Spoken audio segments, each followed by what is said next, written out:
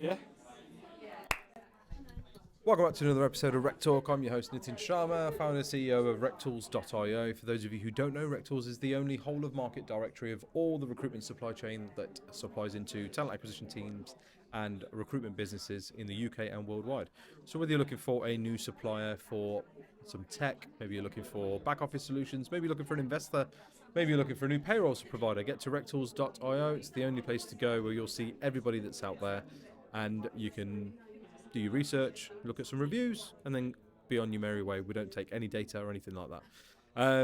I have with me today Su Haddrell from Marsh Commercial, who are the lead sponsors of where we're sat today, which is the 2025 Team Conference. Sue, first of all, thank you so much. Hi, thank you We've very met much for having me. a couple of times in passing and that We kind have, of thing. yeah. And I was really interested to know more about Marsh Commercial, so I wanted to kind of carve out this 20 minutes and say, just put the sell on me, man. Just tell me what you guys do and why do I need you in my business? Yeah, so Marsh Commercial, Marsh are an insurance broker. We're part of the Marsh McLennan Group, which is a massive global insurance broker. We're Marsh Commercial, are the sort of the UK arm of that deal with SMEs.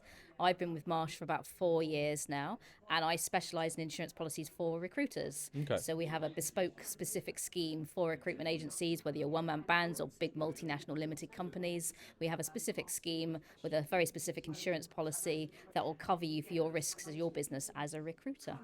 So as a business owner, what insurances do I need to have in place that I maybe don't know about? Yeah, so recruiters, your primary big three are going to be your professional indemnity cover, your public liability cover, and your employer's liability. Right. Your professional indemnity is the important one out of those three. So, say that covers you for any errors, acts, or omissions arising out of the course of your professional business. So, the example I usually give is if you're signing, if you sign a wrong contract, or if you provide somebody a temporary placement and you've done all your checks on them and they've turned out to be unqualified, you think they're qualified, and for whatever error that you've done, they turned out to be not qualified. Okay. The end hirer comes to you and says, "I've lost money because of this. This is your fault. You didn't do your checks correctly." Doesn't matter if why the error happened. That's what professional indemnity cover will cover you for is any payments that arise out of those types of claims. Okay. And what are the other two then? So public liability covers you for damage to third-party property, death and bodily injury. So if you go and visit your clients and they have you have a meeting with one of your clients and they trip and fall over your briefcase and hurt their ankle, that's an injury that's arisen out of the course of your business. So that was what your public liability will cover you for, something like that for you.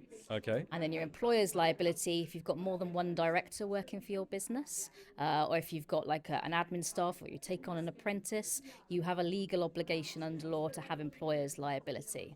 Okay.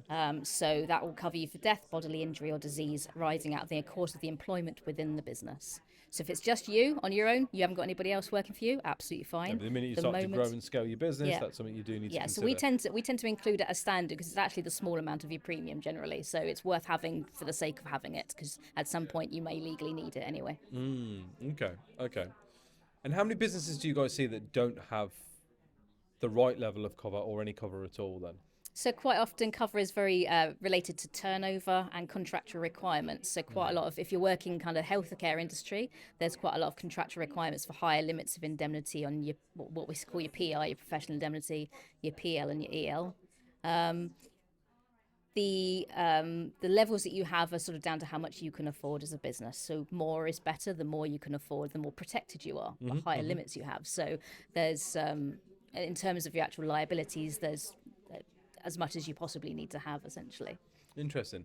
See, I when I ran my recruitment agency, we were Midlands based. There's a lot of sort of FTSE listed businesses around the Midlands, right? So we were suppliers to the likes of Severn Trent Water, Cadent Gas, National Grid, Jaguar Land Rover, and all of them had a requirement within their supplier terms that we had certain levels of insurance. That's very common, and we're starting to see that with your main liabilities. They'll request like 10 million professional indemnity and 10 million public liability. That's very standard in those types of contracts. We're also starting to see an increase in contractual requirements for cyber insurance as well. That's an interesting one, So the policy that we provide gives you a base level of cover, but we will always recommend that you actually look at a separate policy for your cyber insurance as well to protect your business. to comply with contractual requirements, but also, again, just to protect your business. Protect your business. Yeah, and it won't be just here's a payout for something for lost funds. It'll be or for something going wrong. They will actually look into all your systems and find out what went wrong and try and fix it. You'll get business interruption included in that and things like that. So cyber liabilities is the other big one that we're starting to see an increase in necessity for. Okay. And so what you go to a lot of the team meetings and team conferences and that kind of thing. What kind of things are you delivering in terms of information, education, learning at these events? Yeah, very much these types of conversations, really. What is insurance and why it's important for you at a very base level. It sounds like a snooze fest a bit. You know what I mean? How'd you do this? I tried not to make it a snooze fest. I don't know. Did you see my welcome speech earlier? Yeah. It's that's how you turn it not into a snooze fest. You start talking about Dungeons and Dragons and equate the two somehow. So yeah, it can be, and that a big part of my job is education. Because it can quite easily just a lot of people still treat it like their car insurance and can I get a quick £200 premium and compare the market, and you're looking at the risk associated with your business. So it might not be applicable to you right at this minute as you're starting up, but the moment say you start going into manufacturing and you've got 2 offices, then you're starting to look at your premises and any business interruption if you can't get into those premises. The moment you start going into the EU market and placing into and you're traveling a lot more. So if you're traveling to France every week or something like that to go and work on contracts, then business travel starts to become important and things like that. So you don't know what you don't know when it comes to being in insurance and recruitment. And that's a large part of what we do is education as well as providing you with cover. That's key, isn't it? Absolutely. Is there things that need to be considered from an insurance point of view for businesses that are now doing one of two things? Seems to be the common trend right now, right? So recruitment businesses seem to be either looking at landing and expanding out in the States or remotely kind of working vacancies out in the US and trying to build a US presence. Absolutely. In addition to that, there's obviously this explosion in the employer of record offshore hiring. Mm-hmm.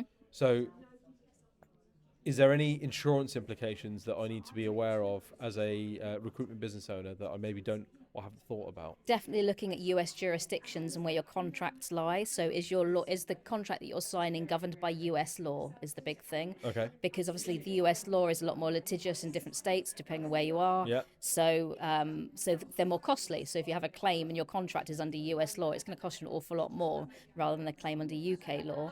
Most insurance policies will have an exclusion for US and Canada.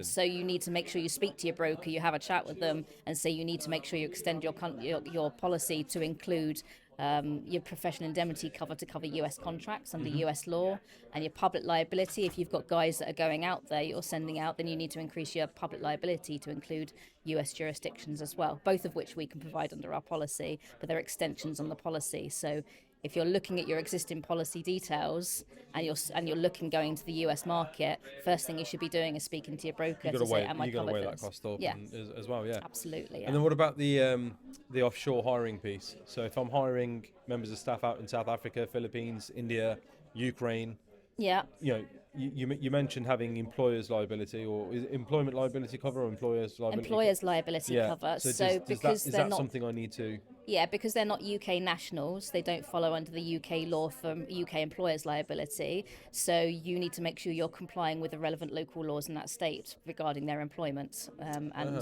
where they stand and things like that. It's a little outside my expertise, I'll be honest, on how that stands depending on the country. But overall, yes, if you're employing people who work in foreign countries. But just having a UK-based insurance policy through you guys or anyone else for that matter. Yeah. That's not enough. You can't go, well, I've got employers liability, I'm fine. Correct, yes. No. Actually, and again, speak to your broker and you can be upfront as well. So, with Marsh, you just phone me up and have an open conversation with me, and I'll tell you whether or not it's a viable thing or what you should be looking for. We're not trying to catch you out, and we're not going to charge you more money for the sake of it. We're here to help you and protect your business for what you do.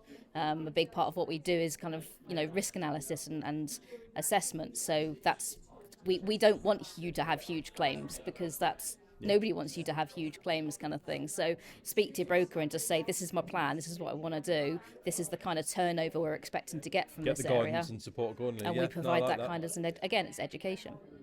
So give us some success stories where actually having the right policy has saved somebody? Oh, now you're putting me on the spot. You must have some. Come on. I mean, equally, you must have others that are just like, here's a horror story. Like, Trying to think. The horror story I hear a lot is the cyber side of things. People Tell me about that, because I don't so think enough businesses in the recruitment space take very that seriously. much so. Cyber insurance can be cyber claims can be quite often, or the horror story that I got is somebody clicking on a dodgy email and had a ransomware attack. Right. But it knocked out all their systems for about 2 weeks. So they literally were unable to run their business for a 2-week period because they had no computer systems to access or anything, because it took 2 weeks to get everything back up and running. It took them 2 weeks to find all the backups and get them in place and contact the clients and things like that. And they hadn't renewed their insurance. It wasn't cost effective. They couldn't be bothered.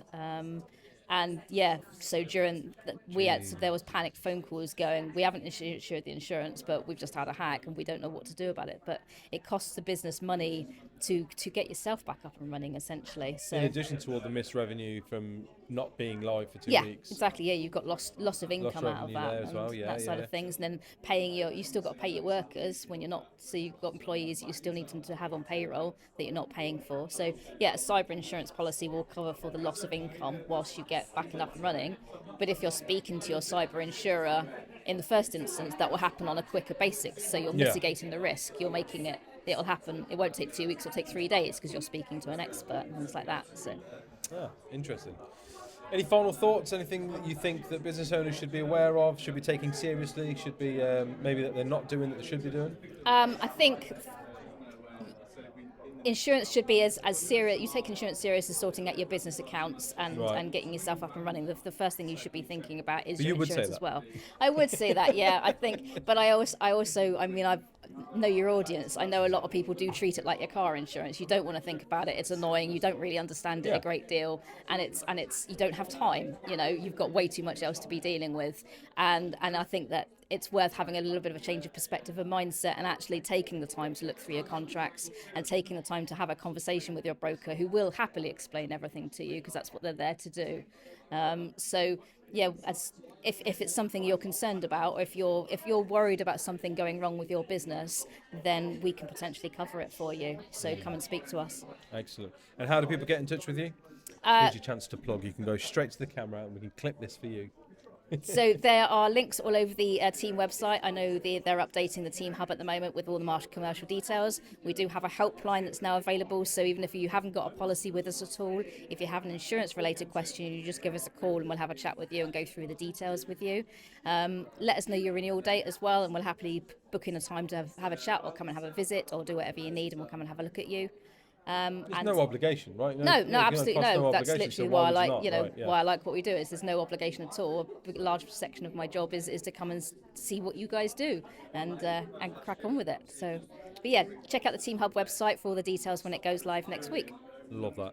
So, thank you so much for your time. Thank you very much for having me. Going through in the detail that you have done, and also thank you to Marsh Commercial for sponsoring this event, because it's been a phenomenal morning so far. It's going to be a really good day. So the vibe on it is really so positive. Really starting to pick up now, so so let's go and chill have out. a bit of time in the sun. Yes, Thank you very much. Really appreciate it. Very welcome. That's all from us, guys. We'll see you again next week. New episodes drop every Wednesday and every Friday. Thank you for liking, sharing, subscribing, and doing all the cool shit that you guys do to keep us #1. See you again. Thank you very much. That was good. I talk like a million miles an hour, I think. So.